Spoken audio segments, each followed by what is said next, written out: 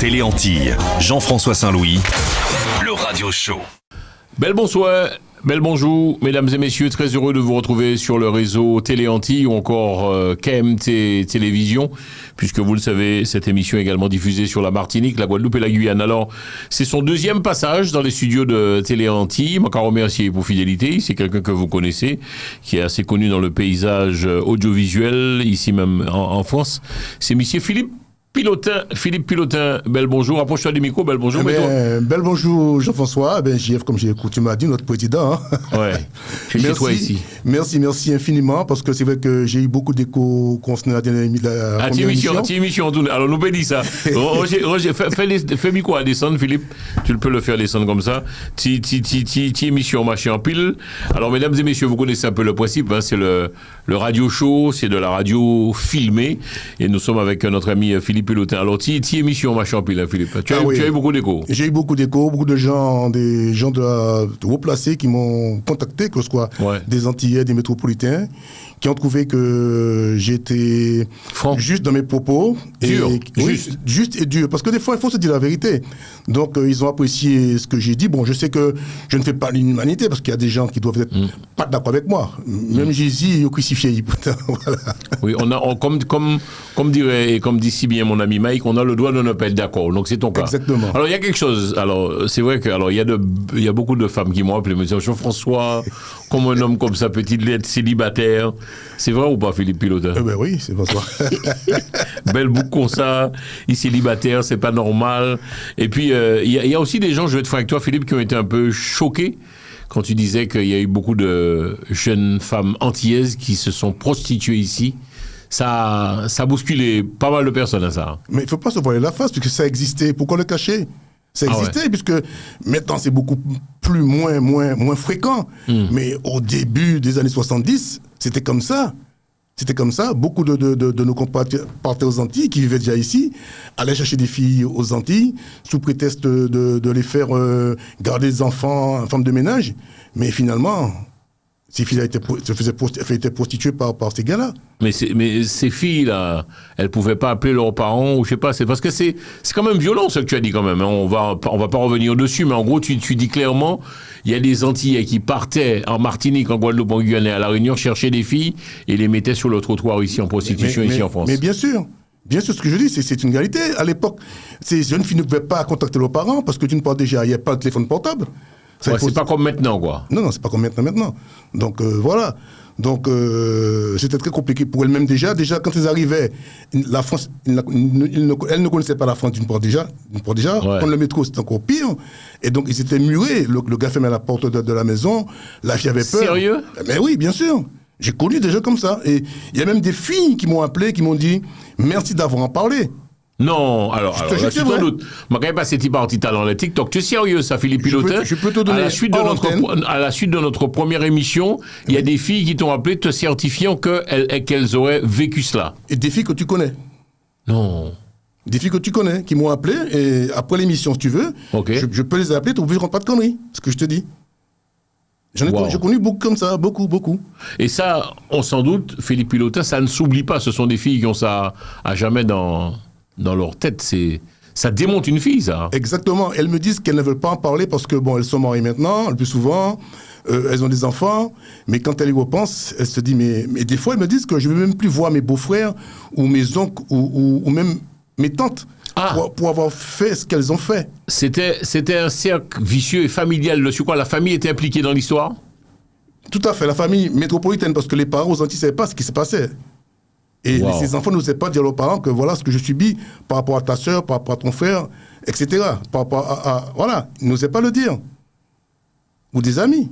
Des frères mettaient sur le trottoir leur propre sœur. Pas des frères, c'est que c'est l'oncle, c'est la mère d'un frère ou le frère d'une mère mettait ses neveux sur le trottoir, ses nièces sur le trottoir. Quand tu as cette femme dont nous tirons le nom t'appelle, Philippe, qu'est-ce qu'elle te dit? Elle a vu l'émission, elle a vécu cela. Elle a vécu ça, elle me dit, il y en a plein comme ça, de filles comme moi dans mon cas, parce qu'on se côtoyait, on se voyait, on essayait de se remonter le moral. Mais ce que tu as dit là, personne n'en parle, mais je suis content que tu aies parlé de ça. J'espère qu'un jour, que la parole et les langues vont se délier et que les gens oseront dire qu'ils ont subi ça. Je te jure que c'est vrai, je ne pense pas, je ne raconte pas de conneries. Après l'émission, je peux trouver que j'appelle des gens et ils te confirment ce que j'ai dit. Wow. Je t'avoue qu'il y a des gens qui m'ont dit aussi, Jean-François, de faire très attention parce que tu touches à un sujet délicat, en fait, quelque part, la prostitution. C'est-à-dire que avant c'était tabou, mais aujourd'hui il faut en parler puisque tu vois bien que les langues se délient, puisque on voit bien que les femmes aujourd'hui qui ont été abusées par des hommes par le passé n'ont pas peur aujourd'hui de venir exposer leur propre visage et de témoigner. Donc pourquoi nous de notre côté on ne peut pas le faire aussi, pouvoir justement permettre à ces jeunes femmes-là de pouvoir se reconstruire. Alors on sait de toi également, Philippe, tu n'as pas la langue dans la poche comme je dis souvent. Tu as eu à parler avant que nous entamions l'émission qu'on démarre de l'homme antillais. C'est une question que je t'ai posée pour la première émission. On a bonne presse ou pas ici en France? Non, on n'a pas bonne presse comme je te dis. L'homme antillais avait bonne presse par le passé. Un antillais était un monsieur à Paris. On était respecté. Mais malheureusement, dans les années 70, l'antillais a commencé à foutre le bordel. Un peu Il fout des bordels? Oui. En quoi faisons-nous pas pressés, nous détendus, nous rappeler pour donc qui ça il fout des bordels pour dire? Dans son comportement, parce qu'avant les gens étaient toujours bien habillés, respectueux, etc. Mais dans son comportement, commencer à faire du n'importe quoi, les bagarres, etc. dans les boîtes de nuit, etc. Donc les Antillais n'étaient plus acceptés dans les boîtes de nuit.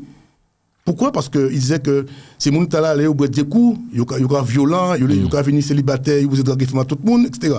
Ce que je te dis, c'est vrai. Des anciens me l'ont raconté. Ali Ouva me l'a raconté. Tim Marcel Joseph me l'a raconté. Tino Lavital. Et j'en passe. Qui m'ont raconté. Pierre Doc. Tous ces gens-là m'ont dit, oui, à l'époque, les Antillais avaient bonne presse, etc. Même les musiciens antillais. Qu'est-ce qui fait que on parle de nous autant ici, des hommes on est toujours en retard, on n'est pas des gens fidèles. C'est quoi ça, tout ça?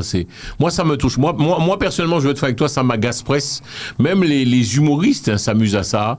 Mon ami Philippe Pilotin, toi, tu penses quoi faut voir ça sur scène, mais Je sais. C'est horrible. Je sais. Le problème qui se pose, c'est que nous, on entretient ça. C'est-à-dire qu'il faut éviter de sortir ces gens de chroniques parce que nous-mêmes, on se fait du mal. On prend plaisir à se dénigrer en disant « Ah, mais c'est bon rendez-vous, il peut venir. On n'y est pas allé. » Donc, l'autre qui entend ça, il le prend pour argent comptant et donc on l'a en retour en mépris. C'est ça le problème. Donc il faut qu'on arrête aujourd'hui de se faire mal, d'ouvertement de nous critiquer pour l'autre parce que l'autre ne le fait pas. C'est ça le problème. Notre problème, c'est ça le problème. Aujourd'hui, tu parles l'antillais, parle de sa culture, mais sa culture, quelque part, elle est piétinée.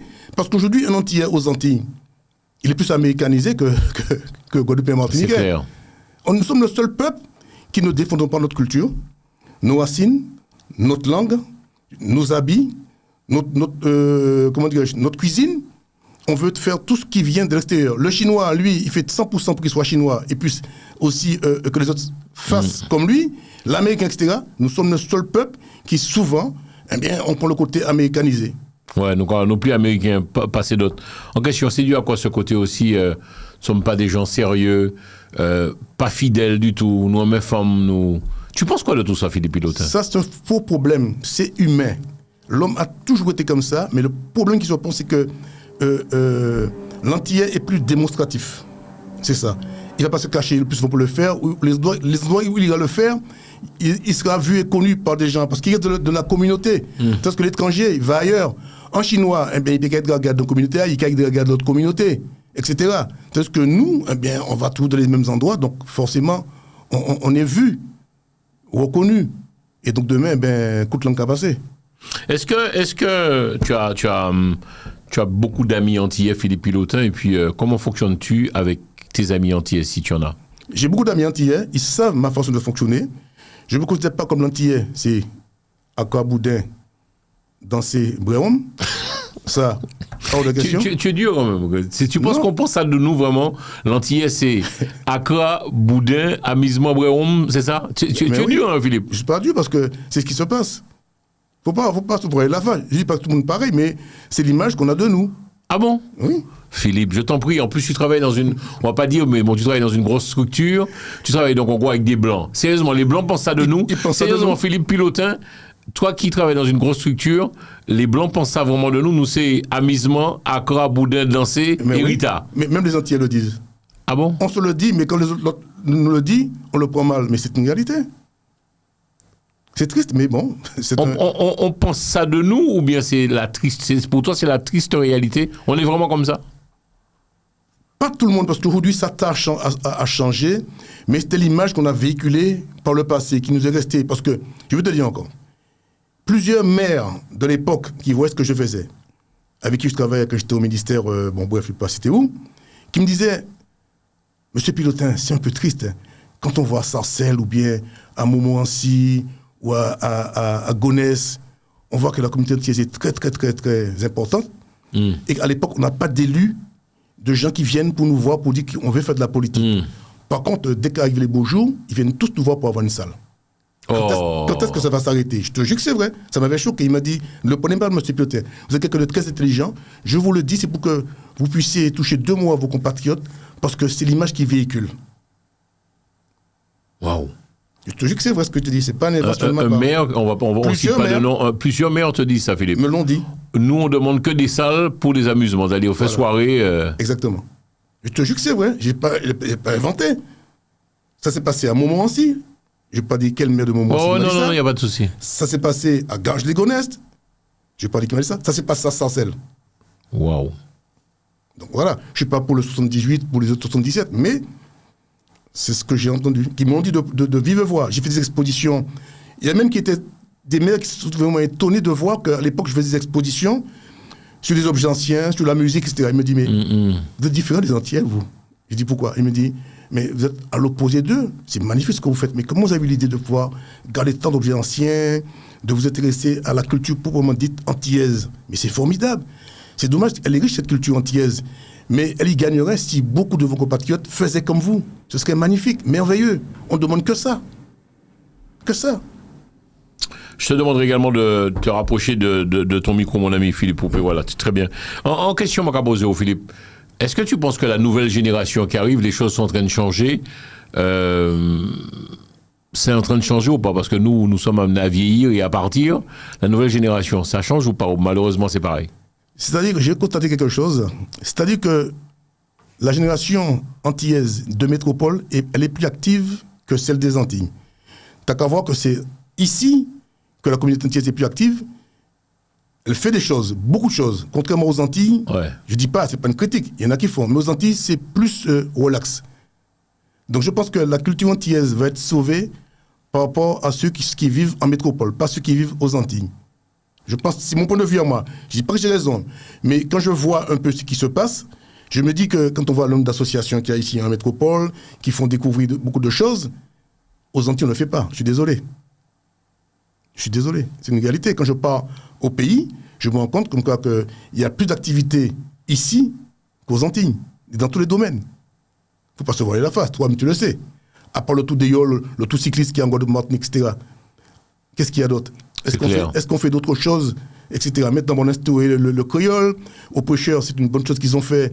Ils rendent hommage à des communautés, à des noms de famille, etc. Mais il y a tellement de choses à faire aux Antilles, on ne le fait pas. Est-ce que c'est volontaire ou parce que les gens ne pensent pas à ça?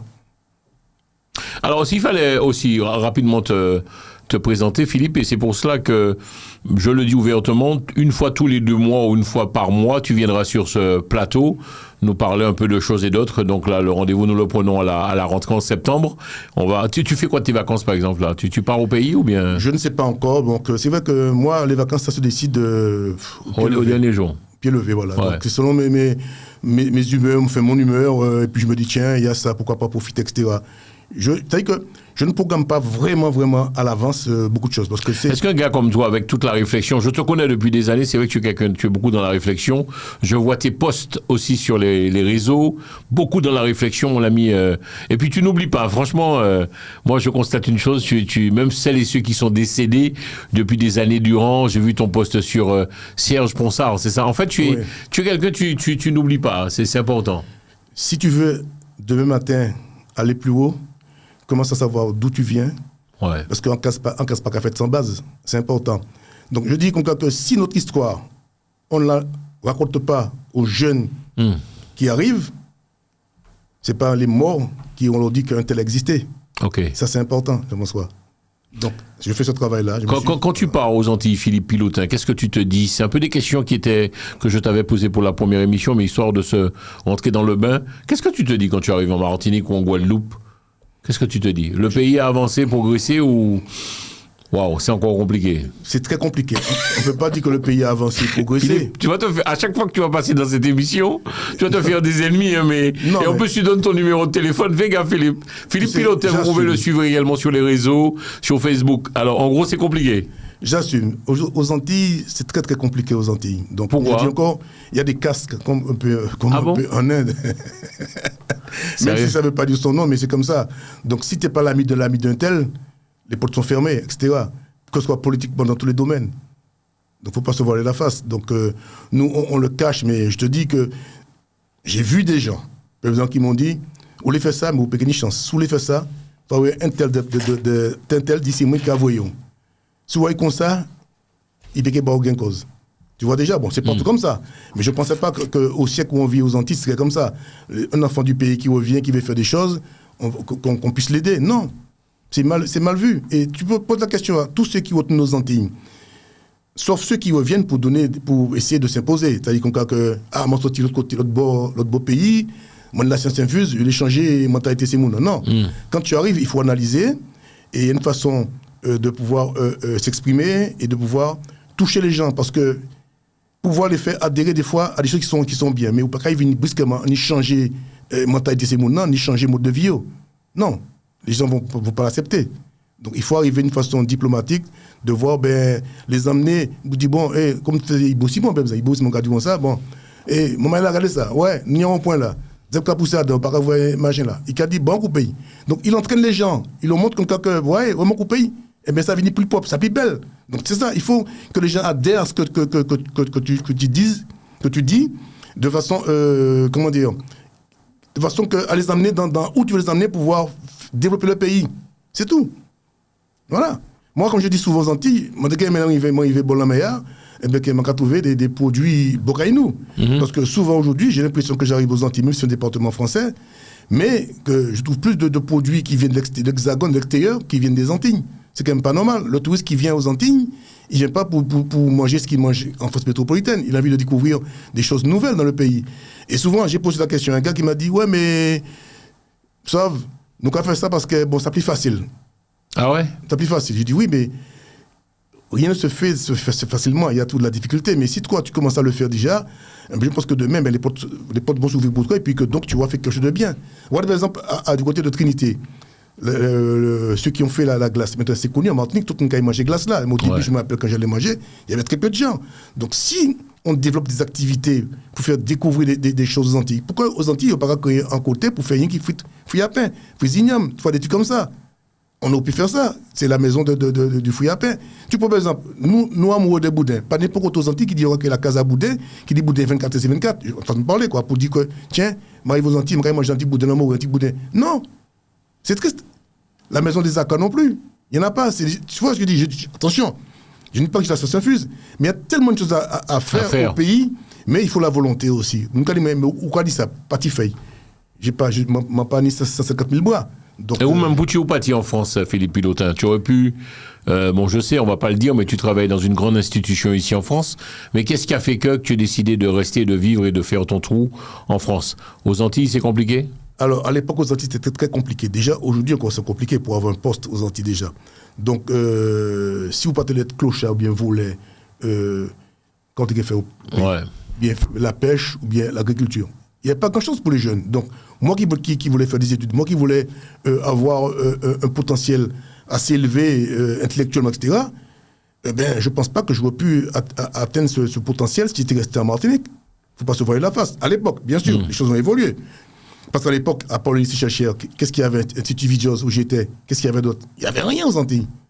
Donc, jusqu'à maintenant, il n'y a pas grand-chose pour les jeunes. Hein. Une fois qu'ils ont le bac, il faut qu'ils quittent le département pour aller ailleurs. Tu penses qu'un jeune, c'est une question qui était prévue également dans cette émission, doit partir, Philippe Pilotin, soit le Canada, les États-Unis, la France, mais partir, c'est pas bon. Je connais pas mal de jeunes qui, après le bac, restent. T'en penses quoi, toi, ton ressenti? C'est-à-dire que après le bac, s'il veut rester, pour faire quoi? C'est ça le problème. À la fac, il continue. Oui, mais le plus souvent, on n'a pas. Il y a la fac, mais ça dépend si la branche de laquelle il veut évoluer existe, mais ça n'existe pas. Ça ne sert à rien du tout. Donc il n'y a qu'en France, au Canada ou ailleurs où il peut quand même poursuivre dans la branche qu'il a envisagé de faire sa carrière professionnelle. Donc c'est ça le problème. Donc c'est vrai qu'on n'est qu'un petit département, même si on se considère comme un pays, mais on ne peut pas avoir tout comme la France métropolitaine, parce que le pays est trop petit. Tu vois, donc, mais créer quand même un certain nombre de choses qui permettraient à un grand nombre de rester sur place, pouvoir évoluer. Et puis aussi, c'est pas tout dit ni diplôme là, c'est travail. Parce qu'aujourd'hui, parmi 150 000 docteurs, parce que sinon, il y a quelqu'un qu'on comprend bien dans les autres. Donc c'est ça le problème aussi. Donc il y a tout ça. Dans tous les domaines, dans tous les métiers, on ne peut pas accueillir infiniment toute la population, toute la jeunesse martiniquaise ou guadeloupéenne ou guyanaise ou lyonnaise pour pouvoir travailler dans le pays. C'est pas possible. C'est pas possible. Donc malheureusement, beaucoup préfèrent s'expatrier, partir ailleurs et puis, comme dit la pub, aller trouver bonheur ailleurs. Tu penses quoi de notre jeunesse, par contre, vivant ici? Tu sais qu'alors, j'aimerais bien qu'on me parle un peu de ce sujet. Nos jeunes qui comprennent le créole, mais qui ne parlent pas le créole. T'en penses quoi, Philippe Pilotin? Alors, moi, je trouve que... Vous savez qu'il y a un jeune comme ça. Oui. Moi, je trouve que les autres jeunes des pays étrangers n'oublient jamais leurs racines. Ils apprennent à parler le chinois, le japonais, le portugais, l'espagnol, l'italien, le breton, le corse. Ils n'ont jamais renié leur langue. Ils apprennent à parler leur langue. Et souvent, nos jeunes disent « Ah ouais, moi, c'est le bled, ça ne m'intéresse pas, moi je vis ici, etc. » Et c'est dommage, comme je te dis encore, nous, on a tendance toujours à délaisser notre propre culture pour prendre celle de l'autre. Et donc, à la longue, eh bien, un jour, on n'aura plus de culture. On n'aura que la couleur et le titre. Oui, mais est-ce que ce n'est pas les parents qu'il faudrait peut-être viser aussi, puisqu'on constate une chose, chez les familles, ce n'est que lorsque les mamans fâchent ou bien papa fâché, qui n'a pas les créoles bâtimouna, les enfants comprennent, mais ne le parlent pas. Ils ne parlent pas le créole. Tu l'as entendu ça aussi, oui, Philippe? Il y a ça aussi. Quand on était aux Antilles, mes parents me disaient pas parler créole. Comme je dis souvent, moi, le créole, c'est pas un mot que j'aime parce que le créole, c'est la langue du maître.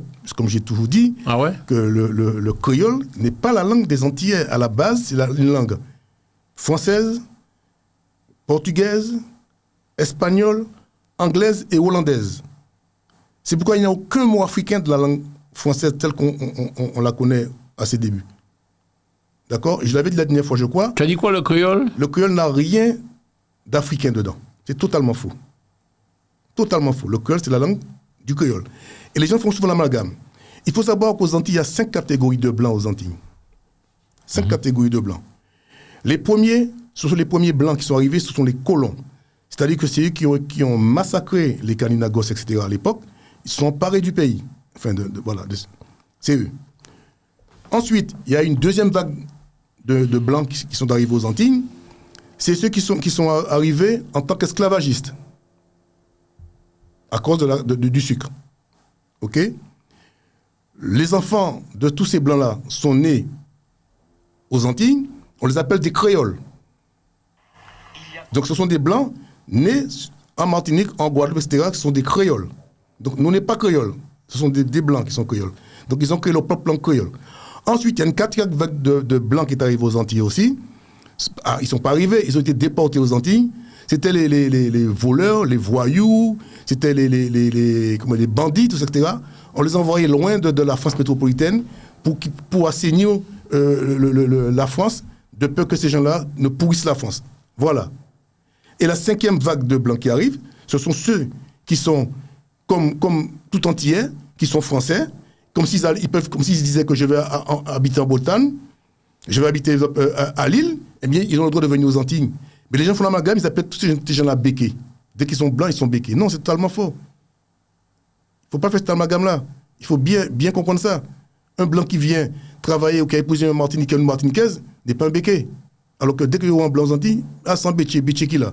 Il faut arrêter ça. Il faut savoir ce qu'on dit. Donc la langue créole vient d'où, mon ami Philippe Pilotin? Créée par les colons, les esclavagistes, Oui, c'est français, anglais, portugais, espagnol, hollandais. Et il ne faut pas oublier que les Antilles ont été colonisées d'abord par les Hollandais. Les gens oublient ça. Les Anglais nous ont colonisés aussi. Les gens oublient ça. Donc voilà. Tu vas te faire allumer sur les réseaux quand tu dis clairement que le créole n'a rien à voir avec l'esclavage. Je n'ai pas dit avec l'esclavage. J'ai bien dit que le créole n'est pas la langue des Africains. C'est une langue créée par les Européens. Il y a une nuance. Que les descendants d'esclaves, ils se sont appropriés.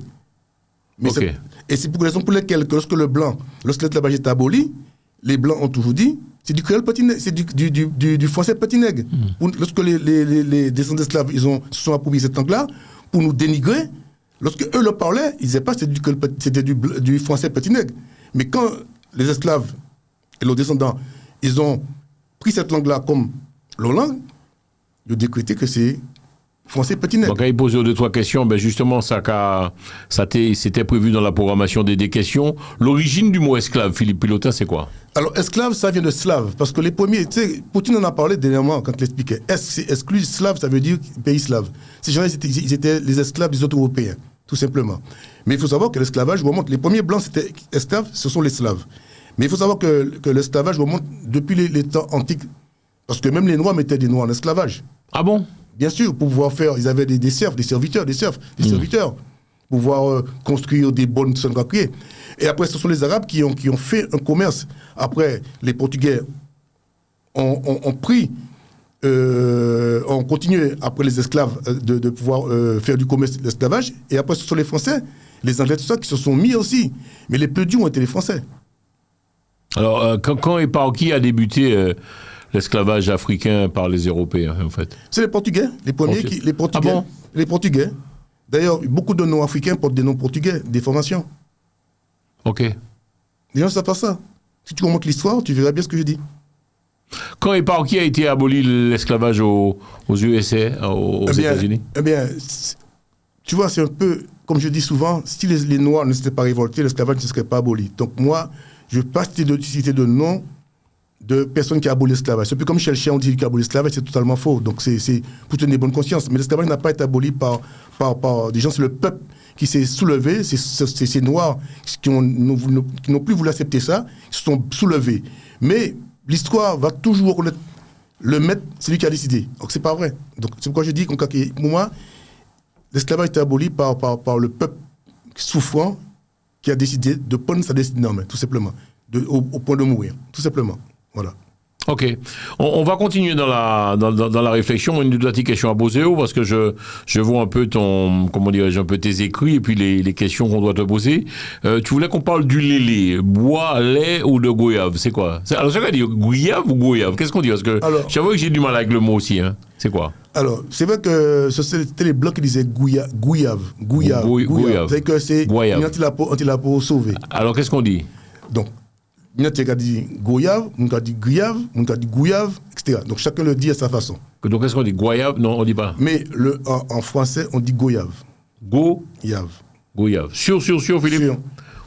Sûr des Soradias. Alors, on dit quoi en français? On dit goyave. J'ai vu comment dirais-je, c'était sur, je ne vais pas dire quelle télévision, où ils expliquaient, c'était un académicien qui expliquait certains mots, comment les prononcer. Il a bien parlé du mot goyave. On dit pas goyave, c'est goyave. Ah bon, on dit pas goyave? Non. Moi, je disais avant souvent goyave, et c'est pas goyave, c'est goyave. Même s'il y a un Y. C'est comme ça. La langue française est très, très, très compliquée. Il y a tellement de déceptions, de règles qui régissent cette langue française. C'est incroyable, hein? Donc, et puis, excusez-moi, on va parler, donc en créole, il y aura des gruyave. On va dire gruyave, oui, on va dire gouyave. Ok. Et puis bois gruyave, là, on va faire lélé. C'était le bois lait. C'est un bois qui pousse, qui est extrêmement léger, qui reste blanc, en plus qui a plusieurs rejetons, qui permet de pouvoir faire un madouciro, ou bien de pouvoir touiller une purée, etc. Donc, c'est plusieurs branches. Mais donc à l'origine, c'est africain. Ah, c'est africain. C'est africain. C'est les Africains qui ont ramené ça, parce qu'en Afrique, ils utilisaient beaucoup tout ce qui était bois comme ustensile pour pouvoir cuisiner. Et puis les Indiens aussi, comme le cuit, etc. Voilà. Nous avons lancé, j'entends nous les télé anti, le radio show, nous avons lancé un nouveau jeu, puis comme nous Philippe piloté, mais ouais, si vous pouvez répondre, si vous pouvez répondre correctement les questions, parce que c'est des petites questions m'ont préparé, ouais, si il faut aller, vous aussi, vous pouvez jouer avec nous. Alors attention, Philippe, est-ce qu'on connaît ça qui est en Manawa? En Manawa, c'est qui c'est en Manawa? Alors, on entend ça au pays. Oui. En Manawa, c'est qui c'est en Manawa? Alors, c'est une déformation du mot man, monsieur, awa, qui veut dire non. À l'époque, c'est vrai que nos Antillaises, pas toutes, aimaient tout ce qui venait d'ailleurs. C'est pourquoi on a que le mot zaïeur, zaïeur. Ah ouais. Voilà. Enfin, bref. J'en parlais une autre fois du mot zaïeur. Bon. Manawa, donc ce sont ces femmes-là qui, le dimanche, quand les marins étaient libres, ils cherchaient forcément d'avoir des copines, parce qu'ils étaient là pour 4 mois, des fois pour 1 an. Et donc, ces filles préféraient le plus souvent aller voir des gens qui étaient militaires ou gendarmes, parce que pour eux, ils avaient un métier, par rapport à l'antillais qui n'est pas un métier. Une bonne situation. Voilà. Et donc, les femmes qui n'est pas d'accord lorsque les mecs les draguaient, disaient man, monsieur, man, awa, non. Ah. Man, awa, non. Et les filles qui acceptaient d'avoir une relation, de sortir avec ces métropolitains. C'est des Manawa. On disait c'est des Manawa. Donc c'est pas une préposition. Mais en gros, excusez-moi, c'est des pitins, c'est ça, voilà. c'est prostituées. Voilà. En Manawa, c'est en pitin. Sans pitin. En bobo. En conchoni. Tout simplement. Ou en rat, moi, ouais. C'est Manawa. Tu l'écris comment Manawa? Man, on écrit collé. Man. M-A-N, ma. M-A. N-A-W-A, Manawa. Alors, en Manawa, c'est qui ça? C'est en moun que c'est Manawa. Man, c'est monsieur, et Awa, ça veut dire non. Et lorsque la fille disait oui, au mec acceptait, on disait, par interposition, sans Manawa. Waouh. Sans Manawa. On t'a cherché une quand même là. Cette expression, qui te dit que c'est toi qui as raison? Parce qu'on a fait un gros buzz avec le Kounia, le Kounu. Non. Ouais. Alors, je ne dis pas que j'ai la science infuse, mais d'après mes recherches officielles, pour ce que je dis, puisque ça a été rapporté par des métropolitains aussi de l'époque, etc., et par aussi des gens, et d'ailleurs Césaire le disait aussi, etc., donc voilà, on a quand même des écrits, des choses qui restent. Mais l'histoire de Kounia Maman, c'est totalement faux. D'ailleurs, il y a beaucoup de gens qui sont s'insurgés contre l'histoire du Kounu de ta mère, et qui ont dit que j'avais raison, donc voilà. Ouais. Des gens qui le disent, et c'est pas d'aujourd'hui qui disent comme quand les gens racontent des conneries. Donc, ok. Voilà. Alors, on va continuer nos petites expressions du pays. Ching-pong-tong, ça veut dire quoi? Ou en ching-pong-tong. Ou en ching-pong-tong. C'est une déformation. Alors, c'est à l'époque, on a eu ce qu'on appelle on parle des Japonais, mais parce que nous, notre problème, nous, c'est que dès qu'on voit quelqu'un qui a les yeux bridés, nous croyons qu'il est chinois. Non, ils ne sont pas tous chinois.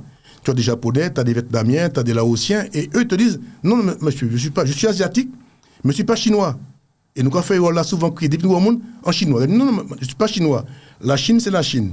Donc, ce qui s'est passé, pourquoi on disait Chine-Pong-Tong? C'est parce qu'à l'époque, lorsqu'il y a eu la guerre, les Anglais ont déclaré la guerre à la Chine, ils se sont emparés de Hong Kong. Et donc, beaucoup de ces gens, ils ont fui un peu partout. Donc, on en a accueilli quelques-uns aux Antilles, il ne faut pas l'oublier. Et ces gens arrivent aux Antilles, étaient pauvres. Donc, à l'époque, il faut se mettre dans le contexte où il n'y avait pas de travail comme maintenant. Donc, ils essaient de gagner leur pain, de vivre comme ils pouvaient. Et ces gens-là, lorsqu'ils ne parlaient pas le français, on leur demandait Chine, c'est mon côté. Ils ont dit, moi, c'est mon de Chine, Hong Kong. Ah bon? C'est-à-dire que je viens de Chine, parce que la Chine, Hong Kong faisait partie de la Chine. Moi, c'est mon en Chine, Hong Kong. Et comme ils étaient bien habillés, etc., par opposition, les gens criaient Bougla, mais c'est en Chine, Pong Tong. C'est que, pour dire, c'est en chinois, mais c'est pas un bon monde, ouais, il est pauvre, il est malheureux, il sale, il pas propre. Donc c'est comme ça. Donc là, on dit en Chine, Pong Tong, c'est que, ou mal habillé, ou sale, ou pas propre. Ou en Chine, Pong Tong. Ah, c'est donc, ça, ça veut dire, ou mal habillé, ou en Chine, Pong Tong. Voilà. Donc c'est le gars qui a dit, je viens de Chine, mais à Hong Kong. Ok. Donc toute une explication. Alors on l'entend souvent, on l'entend souvent ça aussi, le coulis, c'est quoi ça, cette expression coulis? Est-ce qu'on peut expliquer nous? Les moments là, nous ni Philippe piloté dans les plateaux là, vous pouvez également le suivre sur les réseaux sociaux, puis à la fin de l'émission il nous donnera également ses coordonnées téléphoniques. En coulis, c'est qui ça en coulis? Un coulis, ça veut dire... C'est indien, non? Alors, justement, c'est pas opposition encore. Les Indiens à l'époque étaient porteurs. Coulis veut dire porteur. Porteur. Coulis veut dire porteur. Coulis veut dire porteur. Attends, attention Philippe, parce que les bruits d'émission, donc passé dans les réseaux. Coulis, ça veut dire porteur. Porteur. Mais quel rapport avec les Indiens, puisque regardez, tout le monde est en coulisses indien. Non, alors je t'expliquer. Coulis, c'est porteur. Mais comme à l'époque, les Indiens venaient d'Inde, ils étaient travailleurs, ils portaient. Tu vois bien en Inde que les mecs, ils sont torse nus, ils ont machin, ils rapportaient des bagages. Donc eux, ils portaient, ils ont remplacé la main-d'œuvre esclavagiste à l'époque. C'était revenu pour ça aux Antilles. Donc ils étaient porteurs, ils étaient machin. Donc le monde dit, qu'est-ce qu'on va faire? Il a dit, on sent coulis, je porte coulis. Et par opposition encore, ils ont créé ces Indiens coulis, tout simplement. Ma grand-mère défunte qui aurait plus de 100 ans le disait, parce qu'elle me disait oui, quand elle dit maman, mais pourquoi quand coulis? Elle dit oui, c'est parce que comme les grands-mamans arrivaient aux Antilles, et ils ont fait travailler l'agriculture, tout ça, etc. Et c'est plutôt de leur travail de porter. Et mon grand-mère dit, quand tu as fait, qu'elle dit, coulis. Porteur, tout simplement. Donc coulis, ça veut dire porteur, rien à voir avec le. Quoique oui. Oui, aujourd'hui, c'est devenu, quand on parle de coulis, on parle de les cheveux belchivés des gens venus d'Inde. Coulis, c'est ça. Ok. Belchivés, quoi, tout simplement. On l'entend aussi, même moi, je m'attendais en haut, c'est un chabin. Oui. Un chabin, c'est qui ça alors? Chab, c'est parce qu'on me l'a souvent dit ça, ouais, mais j'en vois ça, c'est qui ça? Chab, ça veut dire que c'est le petit d'un mouton, machin. Donc, ah bon? Oui, pas que ça. Moi, j'ai refusé, quand j'étais petit, je pleurais quand on m'appelait chabin. C'était beaucoup plus clair. Ouais. Chabin, ça veut dire que c'est une insulte. C'est le colon qui a décidé chabin, c'est petit dans. Ah ben dis donc, faut ils insulter moi alors. Donc en gros, chabin, c'est une insulte. Moi, je refuse Philippe Pilotin. Oui, je refuse qu'on m'appelle chabin. Alors que chabin, ça sort d'où? Chab veut dire beau dans la langue arabe, mais le cas du chabin, c'est que c'est petit à mouton et machin, quoi, ou c'est en croisement. Donc c'est une insulte. Une insulte. Et on l'entend ça, chabin, donc en gros, chabine aussi pareil? C'est pareil. Yo métier féminin, mais c'est même pas. Non. Mais bien sûr. Bien sûr. Les gens savent pas, les gens sont contents. C'est comme doudou. Doudou, c'est une insulte. Doudou, c'est une insulte. Oui. Après, Gérard Lavigne a essayé de le mettre dans un bon sens. Il même le dit. Mais un doudou, c'est une femme qui n'était pas considérée à l'époque par les esclavagistes. Attention, Philippe, attention. Nous allons passer quelques bribes de tes interventions sur les réseaux. Doudou, c'est une insulte également, tout comme chabin et chabine. Oui. Mon père m'a toujours dit ça. Et même quand on remonte à des gens qui ont écrit ça, ils disent, même comment ça s'appelle, Frantz Fanon, qui n'était pas un con, qui a quand même fait de grandes études, qui a quand même fait pas mal de belles choses, disait que Doudou, même Gérard Lavigny, il a même dit que le doudouisme, il a essayé de le mettre à sa source, etc., à le vendre, parce que Doudou, c'était un thème, bamboula, tout ça aussi. Ce sont des thèmes pour dénigrer le noir. Ah bon, doudou? Doudou, bamboula, tout ça. Il y a même un orchestre. Mais attends, beaucoup de femmes, beaucoup d'hommes appellent leur très cher et tendre doudou. D-O-U, doudou, le doudou. Avec le temps. Même son enfant, donc il dit tout le monde, doudou, viens me faire un petit bisou. Oui, mais avec le temps, on a essayé de donner ça une autre connotation. Mais le mot doudou, c'est un thème insultant. Le mot chabin, ce sont des thèmes insultants. Qui te dit que toi, tu as raison en parlant ainsi sur la télévision, Philippe Pilotin? Alors, je n'ai pas dit que j'ai raison, mais d'après ce qui est écrit et raconté, parce que les mots, on explique comment les mots ont été créés, ça corrobore ce que je dis. Et ceux bien avant moi qui ont vécu cette époque-là le disent. Ils ont refusé qu'on les appelle comme ça. C'est pas compliqué. Voilà. Doudou. Doudou, oui. Beaucoup de titres. Zouk aussi. C'est comme le mot zouk. Ouais. Zouk, alors zouk sort d'où? Zouk, c'est les fesses sécu, c'est un mot arabe. Demande à n'importe quel arabe, il te dira que zouk. Qu'est-ce que tu as dit? Zouk, c'est un mot arabe, ça veut dire les fesses. Ah bon? Oui. Philippe, tu sais que tu vas te faire. Attention, tu vas te faire allumer sur les réseaux. Z-O-U-K. Si un monde dit Fizouki, ça veut dire. Vas-y, ça veut dire quoi? Fizouki. C'est quoi? C'est dans ton cul, ça veut dire. Ah ouais? Je te dis, oui, le mot zouk, c'est un mot. C'est pas souk. Les gens confondent souk, qui est Capharnaüm, qui est l'endroit où on vend plein de choses, mais le mot zouk. D'ailleurs, comment ça s'appelle? Max Labor, qui est un guitariste qui a créé à l'époque les Maxels avec ses frères et les frères d'Atil, et notamment, ils ont eu comme chanteur celui qui est décédé, là, c'était l'adversaire de sa mort, Jacques Braquemort, là, il y a quelques jours, il y a deux jours. Eh bien, il racontait qu'une fois, il a été joué dans un... Parce que le soir, il était taximan, mais la journée, il faisait... Le soir, il jouait dans un bar. Et il jouait dans un bar qui appartenait à Jean Marais, mais repris par un arabe. Et c'était à l'époque du zouk des années 80, qui était vraiment en vogue, etc. Et donc, lui, il avait coutume de faire un peu de tour de musique, un quartet. Il m'a raconté, il a même dit en télévision, en radio, et il disait que donc, cet arabe-là savait que le mot zouk était un mot qui avait un côté hard. Et donc, cet arabe-là avait fêté l'anniversaire de sa mère. Et donc, il a dit à Max, tu vas animer une fois que le repas sera terminé. Et ce que Max a fait. Max a commencé à jouer des biguines, un peu de jazz, tout, parce qu'il touche un peu de tout. C'est un très très bon instrumentiste, très bon musicien. Et puis donc, l'arabe avait bien calculé son coup, c'est son pote. Il lui dit, bon maintenant, il faut que tu puisses jouer la musique moderne que l'orchestre qui joue là, qui est très connu là, comment ça s'appelle? Il a fait semblant comme s'il ne s'appelait pas du nom. Et puis donc, Max a dit, ah d'accord, ok. Et Max, tout content, il prend son micro et dit, maintenant, nous allons entamer le quart d'heure de zouk. L'assistance s'est offusquée, la mère dit, mais c'est quoi ça, mais il est impoli, le mec là.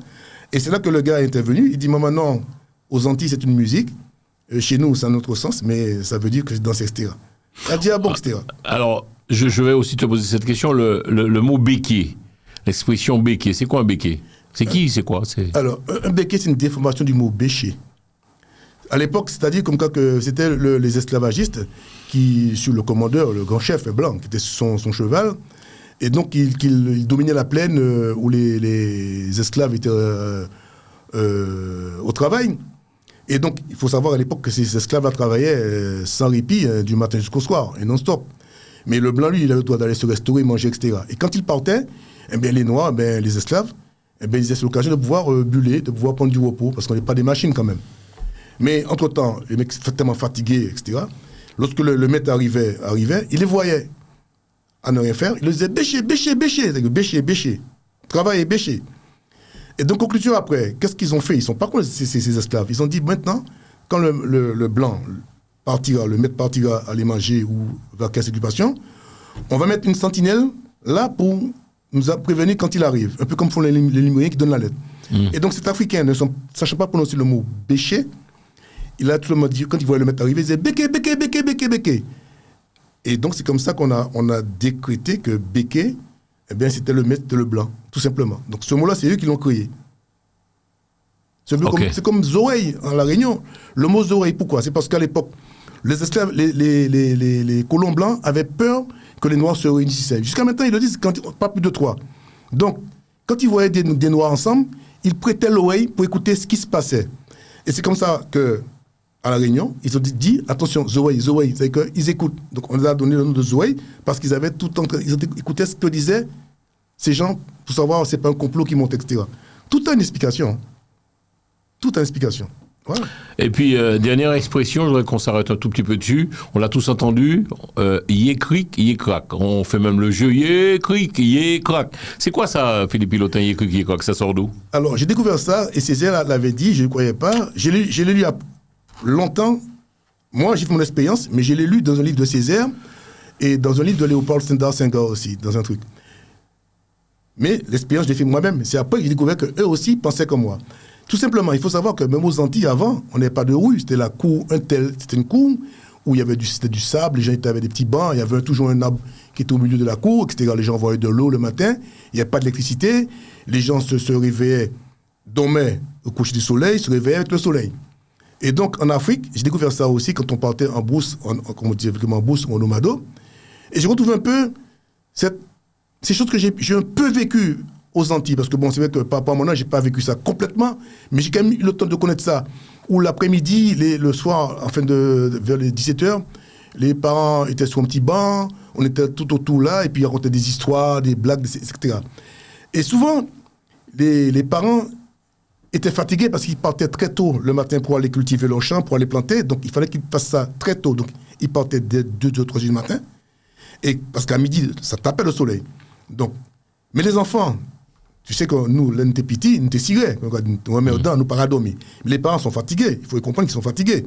Donc, le soir, vers 18h, les parents racontaient des histoires qui faisaient peur aux enfants, de façon que les enfants aillent dormir, ne pas les empêcher de dormir. C'est pourquoi que, à l'époque aux Antilles avant, de mettre sous le raquet ou en cabane, les gens n'avaient pas encore vraiment de lit. Il faut se mettre au projet dans l'époque. Et donc, les enfants allaient dormir dès qu'on disait qu'ils étaient ni soukounians, ils étaient ni dorlistes, plein de machines. Donc, les gens, bien que les dorlistes, il y en avait vraiment. Bon, voilà. Et donc, il y aura la diablesse, etc., diablotin, tout ce qu'on est là. Donc, les enfants laissent blottir, dans le garçon comme fille, puis ils dorment, ils perdent, ils attrapent prison.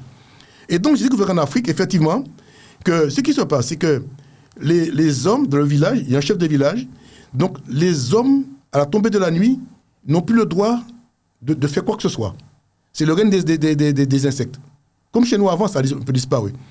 Et on entend, dès la tombée de la nuit, tous les insectes qui commencent à sortir de leur bois et à chanter, à crier, à essayer de trouver de quoi s'accoupler avec un mâle ou une femelle, etc., etc.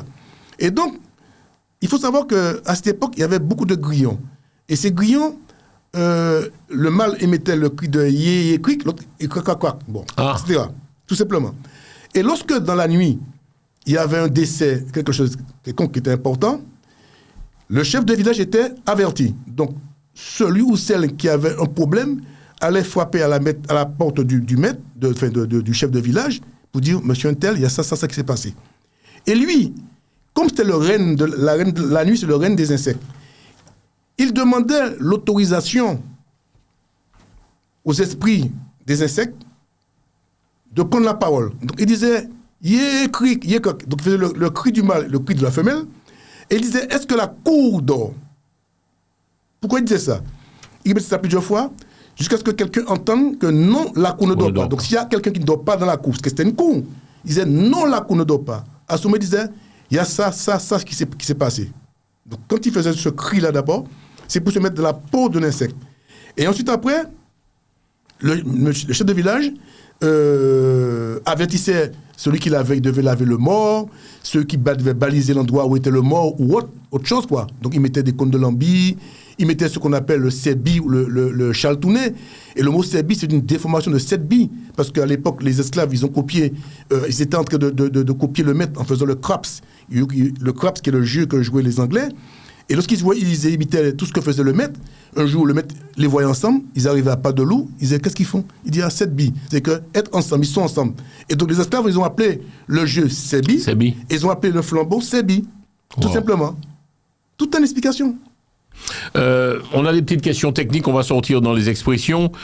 Indépendance des Antilles françaises. Est-ce que tu penses que c'est possible un jour que la Martinique, la Guadeloupe, ton regard veut tout dire. Est-ce qu'on peut penser un jour, Philippe Pilotin, je vous pose également, mesdames et messieurs, cette question. Est-ce que tu as pensé aux Antilles, nous pays indépendance nous, est-ce qu'on peut penser que ça peut faire, mon cas, ouais, que les moments là, ça nous nidera pour nous?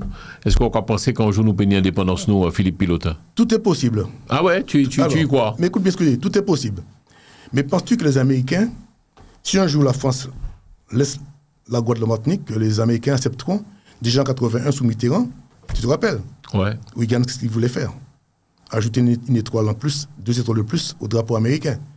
Est-ce que tu penses qu'aujourd'hui, même Haïti, pour qui est indépendance, soi-disant, ne peut pas faire n'importe quoi? Tu as bien vu quand la terre a tremblé en 2010, lorsque les Juifs et les Chinois ont voulu les aider, les Américains sont arrivés tout de suite et ont dit non, stop. Stop. Ils ne vont jamais laisser venir aucune puissance étrangère s'installer dans les Antilles. Mettons ça de la tête dès à présent. Ensuite, la deuxième chose, l'indépendance de la Martinique, de la Guadeloupe. C'est possible. Pourquoi penser? Mais à quel prix? C'est-à-dire déjà, d'une part déjà. Écoute bien ce que je veux dire. Moi, je veux l'indépendance. Mais il faut qu'on me dise économiquement de quoi on va vivre. Ça dit comme quoi économiquement, parce que si on peut avoir l'autonomie, c'est-à-dire comme quoi économique, c'est-à-dire comme quoi on est indépendant, mais on décide pour nous, mais on doit trouver de la force ou d'une puissance étrangère pour avoir l'argent, pour réaliser nos routes, pour réaliser nos écoles, etc. Mais si on est indépendant, il faut bien qu'on ait une ressource. On la prend où cette ressource? Alors, avant de parler d'indépendance, il faut déjà que la Martinique, la Guadeloupe, tous ces pays de ces îles-là, arrivent à s'autosuffire et nourrir leur population déjà. Ne pas dépendre d'eux. Parce que dis-toi bien que le jour où on sera indépendant, les produits qui sont exportés de métropole, on va les payer 100 fois plus cher. Et ça risque de créer une guerre civile. Vous identifiez à Pébocaillou, tu as bien vu en 2009 ce qui s'est passé en 2009. Quand il n'y avait pas de bateau qui arrivait de pénurie, les gens ne voulaient pas travailler, les dockers, etc. Eh bien, même mango matrité, qui portait matrité, les gens les volaient, etc. Donc il faut se mettre ça dans la tête déjà, d'une part déjà. Donc, pour qu'on puisse avoir l'indépendance, il faut déjà travailler économiquement pour savoir quelle est la somme que possède le pays pour ceux qui travaillent. Est-ce qu'il y aura des retraites, tout ça? En Martinique, tu penses qu'on n'est pas encore prêt, ni en Guadeloupe, non. On n'est pas encore prêt, Philippe Pilotin, à avoir l'indépendance? Non, je ne pense pas. Il va y avoir on est trop dépendant toujours de la France. On aurait pu l'avoir des années 70. Ah ouais. Juste quand comment ça s'appelle, il a été élu en 74, il a compris très vite qu'il a changé tout le système en Martinique et en Guadeloupe. Et Césaire l'avait dit d'ailleurs, parce qu'on avait notre propre monnaie, etc. Donc voilà, donc je pense qu'aujourd'hui, l'indépendance, on peut l'avoir un jour, à quel prix et dans quelles conditions. Donc, avant de pouvoir parler d'indépendance, il faut déjà, c'est parce qu'on a un drapeau, on n'a qu'un hymne, que ça va nourrir son bonhomme. D'accord? Parce que les gens qui vont travailler dans le pays, qui vont travailler que dans le pays, qui veulent donner une retraite, ils vont travailler jusqu'à ce qu'ils soient morts. Eh oui. Est-ce on critique la France qu'il n'y a pas les structures de santé qui va nous construire nos infrastructures de santé, etc. Tu vois ce que je te dis? Donc, tout ça, il faut les prendre en considération. C'est bien de parler, mais avant de pouvoir dire oui, on est capable, les gens te disent oui, regardez à côté, regardez ceci, cela. Ça va imiter Gadeten. Il ne faut pas copier sur l'autre. Hein. Parce que la mentalité n'est pas la même que celle du Vénézuélien, du Mexicain, etc. Parce que je pense qu'aujourd'hui, que l'Antillais que nous sommes, on a tellement vécu de belles choses, tellement habitués au luxe, que déjà, après, encore bien vos Antilles, que vous ne pouvez pas manger à pain. Il n'y a pas manger de la Chine. Vous n'avez rien dans McDonald's. À présent, on y a le roi van Zelpoul tout partout. C'était des mamans qui ont fait la carte de l'auto et puis acheté Zelpoul, etc. Donc, il y a une éducation à refaire. Hein. Tout ça, il faut le reprendre très, très, très tôt, dès la base. Dès la base. Apprendre aux gens de se satisfaire avec très peu. Voilà, donc c'est très compliqué. On croit penser que malheureusement aux Antilles, nous ne pas manger local encore, Philippe Pilotin, nos Vinébissants, on est passé à autre chose. On est américanisé. On est américanisé, et puis donc le problème c'est qu'aujourd'hui, on a délaissé nos produits, et c'est un peu triste. Il y a des gens qui ne pas même manger poisson encore. Il pas manger ça. C'est écrit pour les ramazelles, pour les machins, oui, etc. Donc tu vois, donc c'est triste, c'est triste. C'est triste quand je vois que dans nos eaux territoriales, on voit que les Japonais viennent pêcher, alors qu'aujourd'hui, il serait bien que les pêcheurs se structurent pour avoir des grands bateaux de pêche, pour aller pêcher, pour suffire à la population. Il y a plus qu'on peut mettre en place. Mais est-ce qu'il y a une volonté? Il faut dire aussi qu'il y a le RSA, maintenant, c'est le RSA aussi qui rend payer les gens fainéants aussi. Hein. Attention, c'est pas...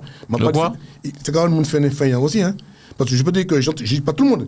Il y a des pauvres gens qui, malheureusement, ne peuvent pas, heureusement qu'il y a ça, pour qu'ils s'en sortent. Mais il y a beaucoup de jeunes aux Antilles, quand je les entends mis comme quoi que... Moi-même, je vais travail, l'État va anti-la-monnaie. Et puis après, je vais travailler au noir, je vais faire machin. Donc, comment besoin d'autres? Tu vois? Donc, c'est ça le problème. Donc, on a que des assistés le plus souvent. C'est pas méchant. Attention, je ne dis pas qu'il n'y a pas des gens qui ont besoin de cet argent pour pouvoir vivre. Mais il y en a qui se complaisent à vivre comme ça. C'est triste. Alors qu'ils pourraient faire autre chose. C'est tout. La France, c'est une bonne chose pour nous ou pas, Philippe Pilotin? De toute façon, on entend beaucoup ce mot. Hein. Nous sommes des assistés. Ou même Philippe Pilotin qui, souvent dans la réflexion, sont quoi penser de ça? Je ne dirais pas les assistés, je dirais les mendiants de la France. Comment? Les mendiants de la France.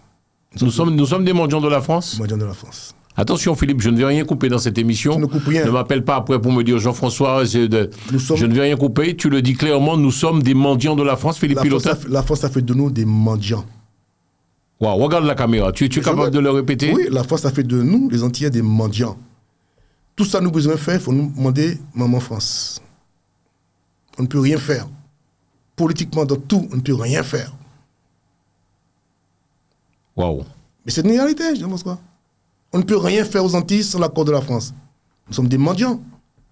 Tu insultes quelque part les hommes politiques quand tu parles ainsi, Philippe Pilotin? Non, je n'insulte pas les hommes politiques, c'est une réalité. Aujourd'hui, même si le président de la CTM il veut décider de faire telle chose, s'il n'y a pas l'accord, déjà, regarde bien ce qui s'est passé aux Antilles. On a enlevé le ministère de l'Outre-mer, on l'a confié à qui?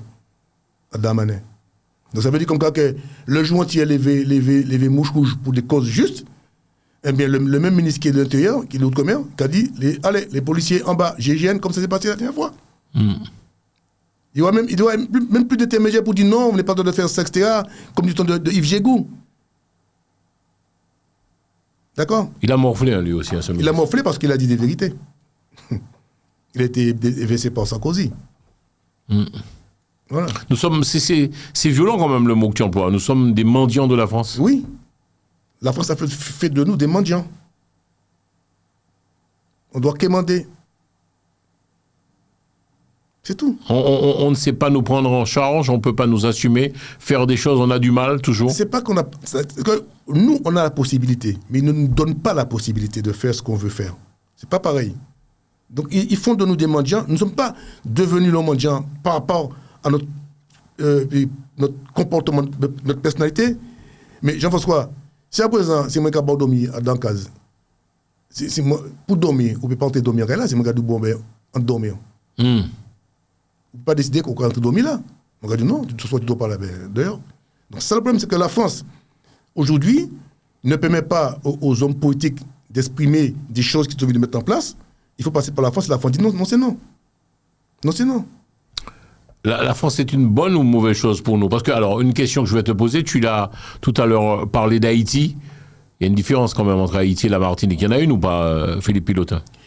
Il y a une nuance. Ça dit comme ça que Haïti. Approche-toi du micro. Haïti, c'est un peuple qui a souffert. Mais moi, je trouve que c'est quand même triste de voir que ce peuple-là, qui est un grand peuple, qui a combattu les Français, bien sûr, victorieusement, on n'en parle pas dans l'histoire, mais voir le pays dans cet état-là, je me dis, vous n'êtes mauvais quand même. Parce que c'est net qu'à nègre en bas là. Faut pas se voir la face. C'est net qu'à nègre. C'est haïtien qui a tué haïtien. Mais oui. Les enfants du pays qui s'auto-tuent, qui kidnappent, qui volent. Et beaucoup d'Haïtiens amis que j'ai me disent c'est triste. Il y en a même qui ont acheté, qui pensaient retourner vivre leur vieux jour dans le pays. Ils me disent que non, si on retourne, on va être kidnappé. J'ai 2 amis, ils me disent qu'ils ont été kidnappés. On ne sait pas ce qu'ils sont devenus. Est-ce qu'ils ont été tués ou autre. Pourtant, c'est un beau pays, c'est un pays. Franchement, ils me disent même, ces Haïtiens, on aurait préféré être encore sur du temps de Duvalier. Parce qu'il y avait des écoles, même si c'était des tontons Macoute, on ne sait pas qui était tonton Macoute, il y avait des écoles, il n'y avait pas de violence, les gens mangeaient à leur fête. Le pays tournait. Le pays tournait. Ils le disent, hein. C'est pas moi qui le dis. Attention. T'es sérieux? Tes amis haïtiens te disent quoi à l'époque de Duvalier? L'époque était plus belle qu'aujourd'hui. Ils te le disent comme quand ils auraient pu faire tout Duvalier. Ils te le disent. Je te jure que c'est vrai. D'ailleurs, j'ai un ami qui est venu en émission radio chez Mitch, qui l'a dit. Haïtien, il vit depuis 40 ans en France. Il a dit, il est haïtien, il est fier de son pays, mais il ne pourra pas retourner en Haïti parce qu'il dit que on a des amis en commun qui se sont fait kidnapper en Haïti. On ne sait pas qu'est-ce qu'ils sont devenus. Est-ce qu'ils ont certainement été tués? On ne sait pas. Et même les maisons sont squattées, leur maison est squattée. Ils ne peuvent même pas aller se battre pour pouvoir réclamer leur loi et leur dû. C'est triste. Et il me dit, je préfère que le pays soit encore sous Duvalier parce qu'au moins, ce n'était pas comme ça. C'est la criminalité, c'est incroyable. Il me dit, c'est triste. Hein. Et il me dit, justement, il a vu avec d'autres Haïtiens un peu partout au Canada, aux États-Unis, pour faire appel aux États-Unis, au Canada et même à la France, pour pouvoir créer une police pour remettre le pays en marche. Aucun de ces pays ne veulent bouger. Ça n'est pas de moi. Je dis ce que me disent ces Haïtiens qui vivent à l'étranger, qui essaient de voir s'il n'y a pas moyen de pouvoir prendre en charge. Comment on fait comme la France et d'autres pays font pour d'autres pays, quand ils sont touchés, pour créer une police, pour créer une armée, pour pouvoir assainir le pays. Eh bien, aucun pays, les Américains disent, c'est pas leur problème. Parce que pour eux, ils sont contents. C'est le chaos total. Eh oui. Et c'est triste quand même, un beau pays comme ça, c'est triste quand même. Qui a une histoire si riche. Tu vois, quand avant, on appelait Haïti la perle des Antilles. Mais tu sais que même actuellement, même quand tu vois Haïti un peu dans cet état-là, tu sais, Haïti a des endroits, ils n'ont rien à envier aux Européens. Tu as des hôtels, des piscines et tout qui sont magnifiques. Hein. Il ne faut pas l'oublier, ça aussi. Pas l'oublier, ça. Tu m'as l'air d'être presque en colère, Philippe Pilotin, quand tu vois ça. Oui, parce que encore des Noirs qui se bouffent entre eux encore, donc toujours être montré par l'autre, comme quoi voilà ce qu'ils sont propres à faire. Alors qu'on aurait pu dire maintenant, soyons fiers maintenant, on a notre indépendance, travaillons pour le bien commun du pays, ça fera école pour que demain, d'autres aspirent aussi à être fiers et puis avoir des échanges avec les de la Caraïbe. Ce serait bien, ce serait magique, magnifique. Magnifique. Et puis que les Haïtiens qui doivent partir de force peuvent rester dans leur pays, vivre de leur pays, construire leur pays. C'est triste quand même. Tu te rends compte, il y a tellement d'Haïtiens qui sont partis à l'étranger parce qu'ils ne peuvent pas vivre correctement dans leur pays. Ça me fait mal quand je vois ça. C'est triste quand même. C'est triste. J'ai une question que je voulais te poser également. Souvent, je la pose aux Antillais. Nous sommes africains ou pas, nous, les Antillais, Philippe Pilotin? Alors, je te dis que moi, je ne suis pas africain. Écoute bien ce que je te dis. Attention. Non, Jean-François, écoute bien ce que je te dis. Philippe Pilotin, tu n'es pas africain. Je ne suis pas africain. Je suis un mélange. Alors, écoute bien. Ouais. Je ne suis pas africain. Philippe Pilotin, tu n'es pas africain. C'est clair. Bien, je ne suis pas africain. Sauf si, écoute bien ce que je te dis. Je ne suis pas africain. Parce que dans mon sang coule du sang d'Indiens, d'Africains, de Blancs, de tous ces gens-là. D'Indiens et d'Amérindiens. Donc, je ne peux pas prendre qu'une catégorie parce que j'ai la couleur noire pour dire que je suis africain. Dans cette optique-là. Mais par contre, étant donné, si on parle que l'humanité est africaine, je dis oui. Ok. Est-ce que tu comprends mon raisonnement? On peut pas dire, je pense qu'on ne peut pas dire qu'on est africain. Parce que quand tu vois ta couleur de peau par rapport à un africain, c'est deux couleurs différentes. Et je peux te dire, moi qui ai vu qu'il y a en Afrique, l'Africain te dit l'entier qu'on n'est pas africain. Ils te le disent, tu n'es pas africain. Et il y en a beaucoup qui m'ont dit une fois, en me méprisant, vous les Antillais, vous croyez tellement fiers, mais ne pas oublier que vous êtes arrivés par la cale des bateaux. Ah ouais. On t'a un jour fait cette réflexion, Plusieurs fois. Philippe Pilotin. Plusieurs fois. Vous les Antillais, vous n'êtes pas pour de la merde, mais n'oubliez pas que vous êtes venus par de la cale des bateaux. Il y a des Africains qui le disent, pas tous, mais il y en a beaucoup qui le disent, en mépris. D'accord? Déjà, quand tu vois bien en Afrique, entre plusieurs ethnies, ils ne s'entendent pas. Donc ce n'est pas nous qui nous sommes éloignés d'eux, même si nous sommes descendants, quelque part, on a un peu de leur sang, etc., qu'ils ne vont pas nous louper. Nous sommes d'accord. Donc il faut être honnête. Voilà, tu vas dire à un Indien qu'il est noir, qu'il est africain? Ok. Donc moi, je me dis, attention, si l'humanité est africaine, je suis africain, parce que le premier homme était noir, ce qu'on dit, etc., je le conçois. Mais par contre, aujourd'hui, l'homme que je suis, je ne peux pas extraire pour dire que je suis africain, puisque je suis un mélange de tout ça à la fois, comme toi, comme beaucoup de gens, un mélange de tout ça. Donc je ne peux pas dire que je suis africain et occulter le côté indien, le côté blanc, le côté etc. Il y a un problème quelque part. Très bien, mesdames et messieurs, la première partie de cette émission, le Radio Show, touche à sa fin. On va retrouver Philippe Pilotin la semaine prochaine sur KMT Télévision et puis également Télé Antilles la semaine prochaine pour la deuxième partie. Permettez-moi de vous souhaiter une très très bonne semaine, plein de bonnes choses à vous. Le Radio Show, alors Philippe Pilotin, on te retrouve la semaine prochaine pour la deuxième partie. Qu'est-ce qu'on peut te souhaiter, mon ami? Donc en gros, il faut savoir, Philippe Pilotin, pour te présenter, tu es un peu... en fait, tu fais des recherches, c'est-à-dire tu viens pas non plus sur un plateau comme ça, tu vas... au centre Pompidou, c'est ta deuxième maison. Il n'y a pas que Pompidou, il y a la BNF, et puis je vais fouiner, je me renseigne pour des anciens. Tu es fouineur. Fouineur, je me renseigne pour des anciens, etc. Donc ça c'est important, parce que bon, on t'a dit qu'un peuple qui ne cherche pas à connaître son histoire risque de la revivre une seconde fois. Ok. Qu'est-ce que ça t'amène, puisque avant de boucler l'émission, qu'est-ce que ça t'amène à savoir autant de choses sur... Tu nous as promis la semaine prochaine, tu nous montreras aussi certaines choses que tu nous as amenées. Mais bon, qu'est-ce que ça t'amène? C'est ton truc, quoi. Pourquoi tu ne montes pas un musée, par exemple, Philippe Pilotin? J'ai essayé de faire ce musée-là, mais comme je dis encore, souvent, soit je suis peut-être trop en avance ou pas assez, ou trop en retard, je ne sais pas. Parce que, bon, notre peuple n'est pas prêt. Certaines personnes qui sont aux commandes du pays, ils n'ont pas la même pensée que moi, ils n'ont pas la même vision, je dirais aussi. Et donc, pour eux, ils ne trouvent pas d'utilité là-dedans. Mais peut-être que demain, ils vont dire, mais finalement, il avait raison, ce qu'il disait. C'est clair. Parce qu'aujourd'hui, on n'a aucun musée qui retrace l'histoire des Antillais aux Antilles. C'est triste. C'est triste, il n'y a rien. On va parler du musée de la banane, musée du rhum, musée du sucre, et puis qui est l'histoire faussée, que certains écrivent en mettant toujours le côté enchanteur des choses. Mais bon, voilà, c'est triste. C'est triste. Merci les mamans, là, le Radio Show, première partie, c'est fini. Nous prenons rendez-vous la semaine prochaine avec une autre édition. Notre ami Philippe Pilotin qui répondra à quelques-unes de nos questions. Cabaret de Fosse et Picouage. Et à la semaine prochaine, si prêt à dire. Au revoir. Télé Antilles, Jean-François Saint-Louis, le Radio Show.